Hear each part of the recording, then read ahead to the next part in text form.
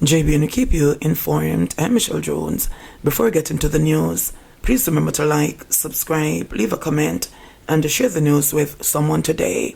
Now onto the news. 5 arrested, gun and ammo seized in Manchester sweep. Police in Manchester on Saturday seized a 9mm pistol, 2 M16 magazines, and arrested 5 people in a parish-wide operation. Operations Officer for Manchester, Lois Daniels, confirmed the seizures and the arrest, describing the activity as part of an ongoing crackdown on illegal guns and lottery scamming.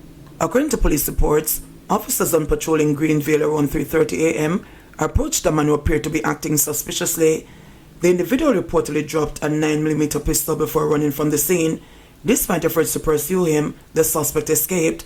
The weapon was seized, and investigators are now working to identify and locate the man involved.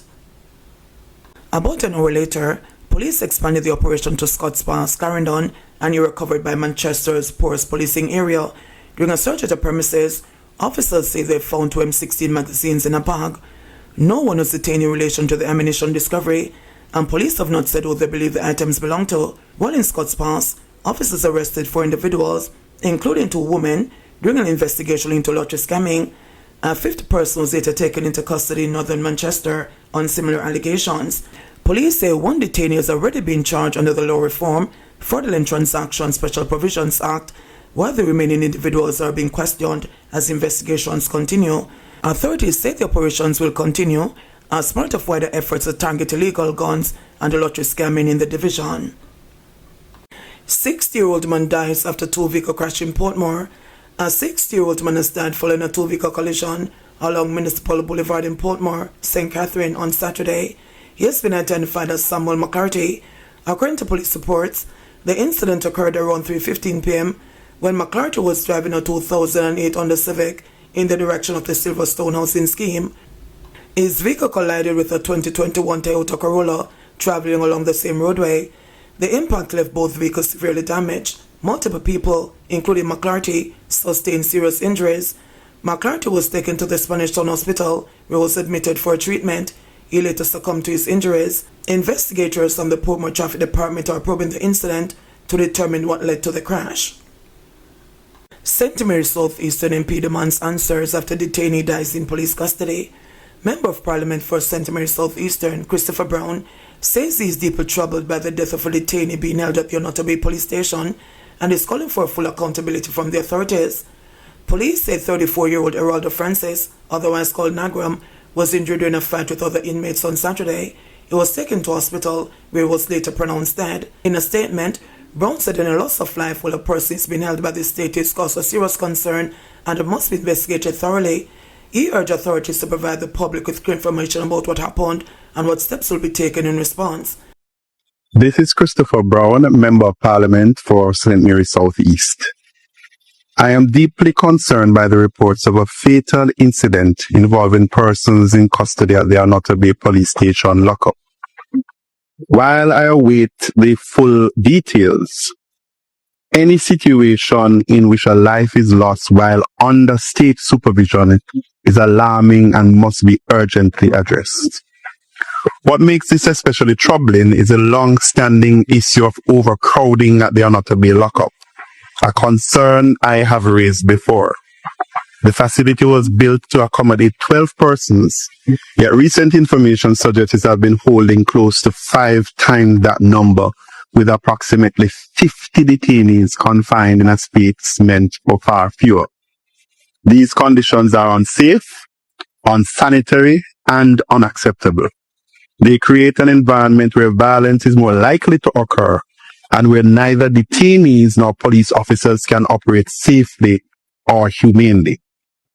In light of this incident, I'm calling for urgent action to address the severe overcrowding at the Onotobe lockup, including immediate relief measures and a review of how individuals are being housed. I want to also take this opportunity to urgently ask the Ministry of National Security to direct attention and resources to the wider policing situation in the constituency. The Belfield police station is in a state of total disrepair. raising serious concerns around the conditions under which the men and women of the JCF are presently working.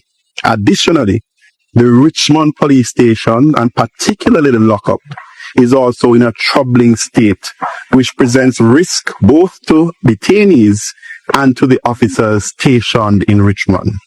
I'm therefore also appealing for urgent and immediate intervention from the Ministry of National Security as it relates to the wider policing situation in 6 men named as persons of interest by St. Catherine North Police.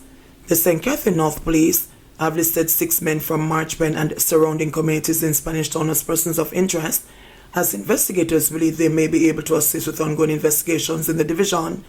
Being sought are Troy Clark, otherwise called Roach, of Marchpen and Fraser's Content, Telafius Campbell, otherwise called Dangareds, of Marchpen and Carlet's Road, a man known only as Rubber, of Marchpen and Damhead, a man known only as Brother from the Marchpen area, a man known only as Breeze, also from the Marchpen area, and Omar MacDonald, otherwise called Jilla, from the Marchpen area. The men are being asked to report to the Spanish Town Criminal Investigation Branch immediately. Anyone with information on their whereabouts is being asked to contact the Spanish Town Police at 876-984-2305, the Spanish Town CIB at 876-984-2874, Crime Stopper 311, the 119 police emergency number, or the nearest police station. Meanwhile, the police have imposed the curfew sections of Marchpen in Spanish Town amid another fatal shooting. A man and a woman were injured on Friday in a gun attack. The man died on the same day, while the woman passed away in hospital the following day. The curfew began at 6 p.m. on Saturday, December 6, and will remain in effect until 6 p.m. on Monday, December 8. Minister of Agriculture Floyd Green outlines the government's accelerated recovery plan for the sector. We are 4 weeks post the most devastating blow to our agricultural sector. I've already outlined in Parliament the scope and scale of the devastation, a preliminary figure which at that time was about 30 billion Jamaican dollars, or about 150 million United States dollars. But to put it in perspective and to explain that those figures were really preliminary, when the World Bank did their rapid assessment using their various models, they came out at about 300 million United States dollars of damage to our agriculture sector. That's about 60 billion Jamaican dollars. I visited vegetable farmers in Bog Hole in Clarendon and Mafuta in St. James, yam farmers in Litchfield in Trelawney, pineapple farmers in Pisgah in St. Elizabeth. I've personally seen what has happened in my own constituency with our melon, cantaloupe farmers, and also what has happened to scallion farmers in South Manchester. It is a most catastrophic event. Everywhere that I've been to, the devastation is like nothing we have ever seen. And most of these areas, you would understand, like Bog Hole, we have seen multiple rain-related events and disasters. But again, I've never seen nothing like this. However, in all my visits, in all those interactions, the resilience of the Jamaican farmer has really stood out. Farmers are planting again, re-establishing nurseries, repairing greenhouses, and getting themselves in a position to feed Jamaica again. We must feed Jamaica again. And that is why the response of the government is critical to accelerate the pace of the recovery and to ensure that we hit our targets of feeding Jamaica again. RADA is the leading operational arm for our National Agricultural Recovery Program. And as was shared yesterday in the supplemental estimate, the ministry has received initial funding of $3 billion for the rest of the financial year that we will now roll out as a part of our recovery program. And this will be a joined-up effort between entities like RADA, Agro-Invest, National Irrigation Commission, the JAS, also our National Fisheries Authority, and our international partners like the FAO and ECO. The program focuses on production restoration, infrastructure rebuilding, and enhancing climate resilience. We have now completed what I call phase 1. Phase 1 is our rapid assessment and our immediate relief stage. In that stage, rather largely through the use of drones, map the areas that were hardest hit and assess the extent of the damage. You would understand why we had to deploy drones to do this sort of work, because unfortunately, even our extension services suffered tremendous blows. A number of our extension officers who live in the hardest hit parishes are without roofs. Some of them are without homes. We have parish managers who've had to relocate because their homes have been completely destroyed. And as such, we had to use the technology.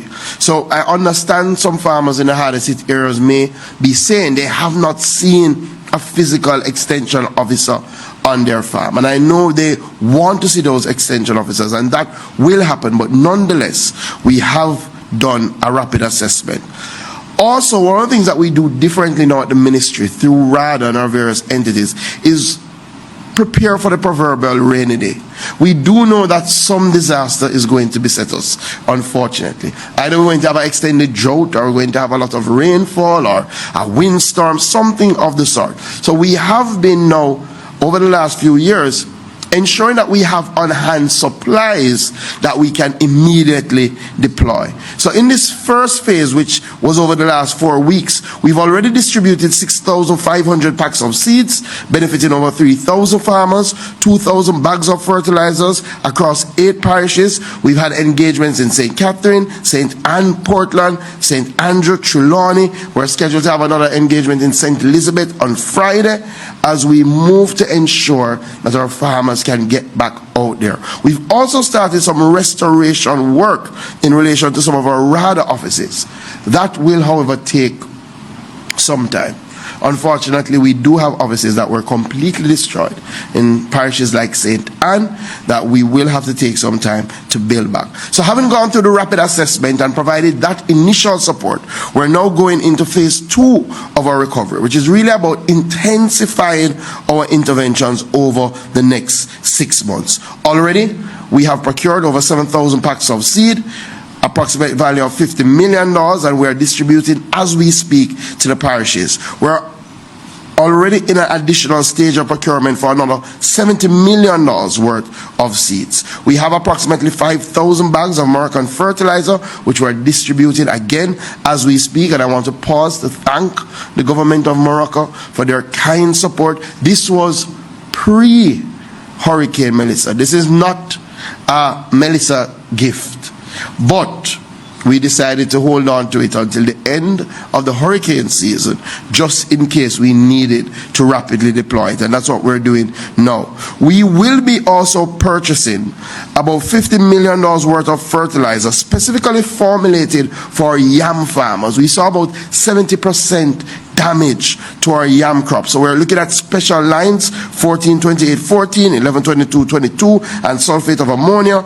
And we're also will be putting another $50 million to procure planting material and stakes. So that's about $100 million in our program towards our yam farmers. We're also working with the Agricultural Land Management Unit to do some rapid soil analysis. We've started with our yam belt because, again, if you've been into our most damaged area, the entire topography looks different. And as such, RADA is working with the Agricultural Land Management Unit to do this rapid soil analysis so that we can guide our nutrition program. We're also focusing on our greenhouse farmers, and already we're advancing procuring about 85,000 square feet of greenhouse material that we will deploy to our greenhouse farmers. We're going to be doing a special focus on our nurseries. So we have outlined a program where over the next 3 months, we want to produce at least 2 million seedlings. And to make that possible, we'll be procuring an additional 105,000 square feet of material. We're also going to be procuring frames for 32 greenhouses, and we're procuring now some soluble fertilizers to help our hydroponic farmers that are still functional. You may have heard that we've started a free land preparation program, and that is ongoing as we speak. The idea is to ensure that there are less barriers for people to get back into agriculture. So we've started that for farmers who are interested. They can contact RADA, and we've set some parameters. So if you have less than an acre, we prepare all of that for you free. If you operate up to 5 acres, we'll prepare up to 3 acres free. If you operate up to 10 acres, we prepare up to 5 acres free. And all of that is happening through our RADA tractor services. Additionally, we are engaging private tractor operators. But I say to the farmers, come to RADA to engage the private operator. Don't engage the private operator and then come to RADA to reimburse what you have spent. We have put out an open call that we are looking to partner with those who own tractors. We will take on that tractor on an arrangement. We will provide that tractor service to the farmer, and we will do the payments. There are some areas that we are targeting for immediate recovery, like our sweet potato. And through Bodles, we'll be providing 500,000 sweet potato slips, targeting our agri-parks, trying to drive up our sweet potato production. We've started procurement of water tanks, gravity drip kits, pumps, and drip lines, because again, access to water is critical in the recovery effort. Additionally, I'm pleased to announce that of the $3 billion that have been earmarked by the Ministry of Finance, $800 million has been allocated for emergency work to our farm road network. Our farm roads suffered tremendous damage, and again, we all understand, if our farmers can't reach to the farms, if they can't get out their produce to the market, then we have another challenge. Clearly, this $800 million, based on the amount of work, may be able to do about 40 roads in this initial phase, but I'm very sure that as we continue and get additional support, we will step those numbers up. On the livestock, you may have heard some of the numbers. We lost about 458,000 hens, or about 40% of our laying population, which has significantly affected egg production. We lost about 700,000 broilers. We're starting the process of rebuilding that sector. Already we've procured 100,000 broiler chicks and feed, which will produce about 160,000 kilograms of chicken meat. We're starting distribution this week. Clearly, we're targeting the farmers that have the capacity to continue. But as part of this broiler initiative, we will be focusing on building back infrastructure, because a number of farmers in the hardest hit parishes not only lost their chicken, not only lost their feed, but they lost their chicken coops. And we're going to be building that back as we move forward. We'll also have specialty programs that we're outlining for our pig farmers, our cattle farmers, our small ruminant farmers. We're procuring about 9,000 bags of animal feed to help in that regard. That is just RADA and just some of what we're doing, but there are other entities that are critical to this recovery progress. The National Irrigation Commission, despite widespread damage to our electrical infrastructure, the NIC has moved aggressively to restore service. We have done much better than Hurricane Beryl, and I think that is something that we should celebrate. Power has now been returned to 85% of our water production pumping stations, 37 out of 44. For 4 stations, including in St. Elizabeth and 1 in Trelawney, we have deployed diesel generators so that those stations can operate. It was one of the things we saw in Beryl. It took us a long time to get the hardest hit areas back up and running. Already, we've used 4 generators, and in some of those areas, the NIC is pumping as we speak. In fact, today, 98% of the NIC customer base has water service restored. I think we should give the NIC a big round of applause for that.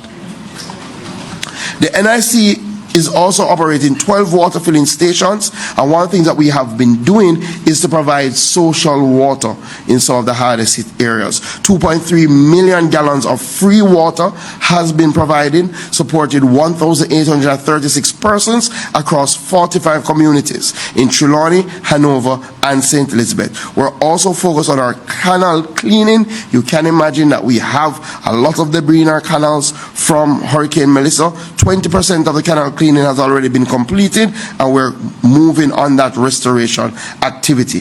The Agro-Invest Corporation and our agri-parks is going to be a critical part of our recovery, has started to engage our agri-park farmers. In fact, they had an engagement session with them last week, Tuesday, and they have officially launched a 1,000 1,000-acre Boost Recovery Program, which is targeting the rapid return of key crops such as tomatoes, vegetables, melons, sweet potatoes, cassava, hot peppers. Farmers in Clarendon, St. Catherine, and St. Elizabeth are already engaged, with Portland, St. Thomas, and the corporate area being mobilized. Under our 1,000-acre Agri-Park Boost Recovery Program, we would accelerate land preparation, drain cleaning, road repairs, irrigation recovery, seedling supply, fertilizer distribution, and coordinated input support. We're also fast-tracking our matching grant scheme, where we're providing up to $750,000 to farmers for tools, irrigation supply, fencing, and planting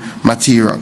Additionally, we are using private tractor services in our agri-parks with the target of preparing at least 50 acres per week. We're providing that at discounted rates of up to 62% to get our agri-park farmers back up and running. The JAS has also been on the road with the United Way team. In fact, the United Way launched a fund to support Hurricane Melissa recovery efforts, and I want to formally commend our champion athlete, world champion Seville, who was the first donor to the fund, contributing $500,000 to the fund and starting the JS on the road to help with the United Way for the recovery.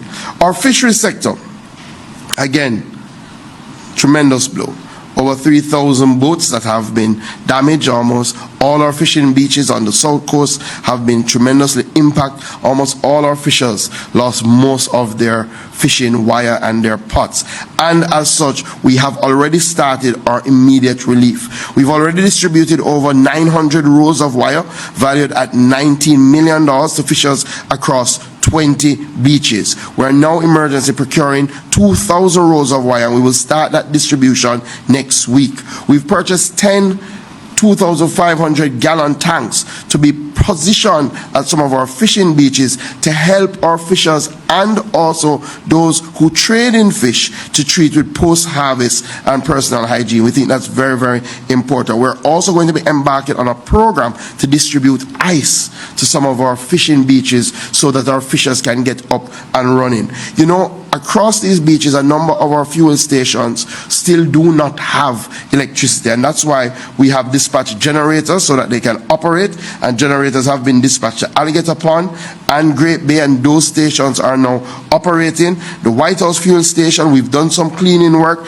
and our electrical assessment is on the way to see how we can get it up and running. You may have heard that as fishers, if you lost your identification card and your license in Hurricane Melissa, reach out to us. We're going to replace those free of cost. We've also, for the hardest hit parishes, we've also put in a 6-month moratorium on license and ID fees. So our fishers in those areas don't have to worry about that. They can come in and do their renewals free of cost. We're distributing net and wire across St. Mary, St. Catherine, Kingston, and St. Andrew. Again, part of our drive is in the areas that were not as hit as hard, that they can get out quicker. So we've been reaching to them and providing them with some support. The Old Harbour Bay fuel station is also back in operation, and we're going to be working with our mining division and our mining partners, and where we have fishing beaches that are in need of cleanup, we're going to dispatch teams to do that cleanup. Already, we have earmarked a team to go into Parity. Unfortunately, when you go into Parity, all the boats are in the morass. Boats are stacked on top of each other. We're going to move, hopefully this weekend, to try and treat with that. Our veterinary services division has been doing tremendous work. In fact, we are now offering free veterinary clinics across various parishes. We've already done in St. Elizabeth, St. James, and Westmoreland. We're going to Clarkstown in Trelawney next week. That allows our farmers and pet owners to be able to carry out their animals, receive treatment, medication, wound care, vaccines, and nutritional support. In fact, the veterinary services unit went with the JDF on a sort of air reconnaissance to look to see where we had maroon animals, to see where we're having particular challenges because of flooding. In fact, the ministry facilitated the export of 58 dogs that were rescued through some of these missions from Negril all the way, some of them to the US, some of them to Canada. We have strengthened our capacity to diagnose leptospirosis. Some people don't know that we play a part in that because, again, it's a One Health approach. What we're actively pursuing now is a donation of a veterinary field hospital to see if we can establish some direct veterinary support in the western end of the island, where 3 of our 4 veterinary stations were severely damaged. So that's one of the things that we've been reaching out to our international partners to see how we can get that done. I will leave our mining update for another time, just to treat with 2 more areas and 2 more issues. But I have to thank all the private sector partners and the NGO partners who have come forward thus far. We've gotten some support from the VM Foundation through the Jamaica 4-H Foundation and the UNDP. We've secured a US $70,000 partnership under the Jamaican Resilient Recovery Initiative. The American Institute for Cooperation on Agriculture has pledged US $30,000 as well as US $4 million in an ICT support package. We have a pledge from Newport Forsan, which we should action next week, of $25 million worth of fertilizer. And we also want to thank the government of Trinidad and Tobago, who are providing 1,000 pounds of tilapia feed that will go a far way to help our fish farmers in St. Catherine and St. Anne. 2 more issues. 1, will we have food for Christmas? The answer is yes. So already we've started tapping into external sources to ensure that we have sufficiency of supply. How the ministry does this is through an analysis of our demand patterns through the year. We have a fairly good idea of some of the areas and how much we consume, and then we look at our production patterns, and where there's a shortfall, then we see if we can tap into external sources to fill that short. JBNN keep you informed.